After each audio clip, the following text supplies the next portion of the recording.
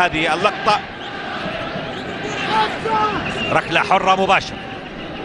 رادوي نفسه يستطيع التسجيل والتسديد من هذه اللقطة.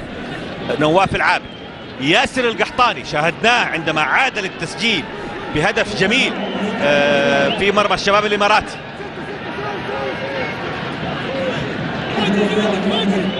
ركلة حرة مباشرة،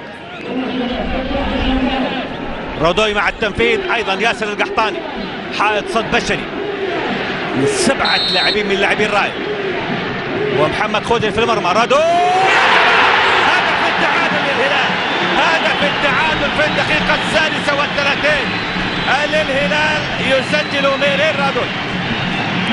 ميرين رادوي يضع كرة على يسار محمد خودري، هدف التعادل للهلال. هذه النقطة تكفي ليكون الزعيم بطلا للدوري.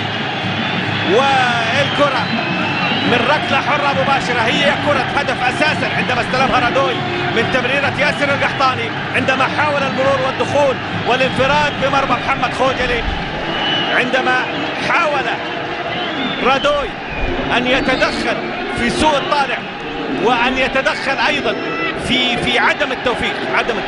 يعني نستغفر الله العظيم، احنا نقول عدم التوفيق اللي كان مع هجوم الهلال.